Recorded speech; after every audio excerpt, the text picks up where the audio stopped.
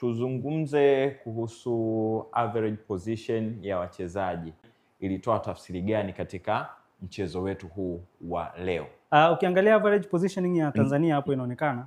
Ukiangalia hapo utaona karibu nusu ya imegawana. Nusu ya timu ya Tanzania imevuka mara nyingi zaidi kwenye nusu ya upande wa Nigeria. Lakini nusu imebaki. Hapo unapata nini? Ingekuwa ni kipindi cha Hemedi Morocco.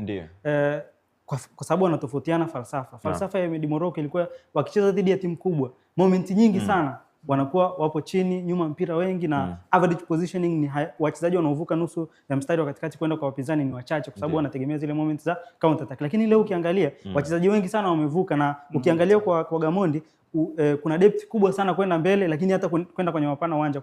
Ukiangalia hapo utaona distance kati ya mstari wa mwisho na mstari wa kwanza ni zaidi ya mita 60. Lakini ukiangalia distance kwenda pembeni imekaribia kwenye mapana uwanja. Kwa hiyo kwa Gamondi unaona kwanza ni position based sana, lakini kwa sababu amevuka kwenda kwa upande wa wapinzani ni possession based sana, kwa maana kwamba ameenda zaidi, ameattack zaidi, lakini ame-create chances nyingi, ndio maana kuna on target 3, wamefika zaidi, ndio maana kuna kona hadi 6, lakini kuna goli.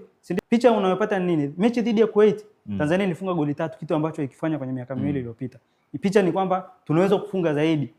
Lakini picha ile utofauti wa mechi ya leo na ile mechi ya Kuwait ni kwamba leo hatujaruhusu magoli mengi kama Kuwait, lakini tumeendelea kufunga, si ndio? Kwa hiyo nafikiri ndio kitu ambacho tunakiona kwenye average positioning. Naam, hiyo ni kwa upande wa Tanzania. Vipi kwa upande wa Nigeria bwana Remy?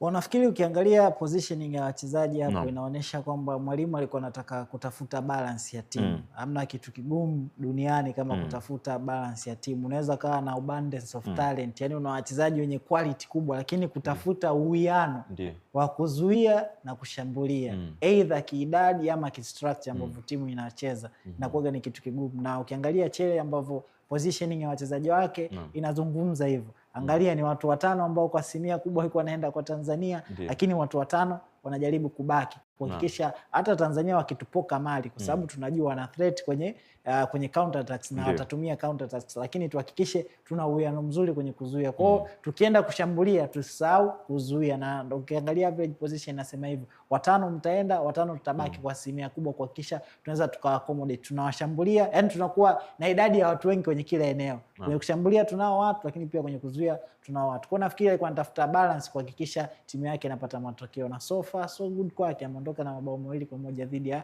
Tanzania.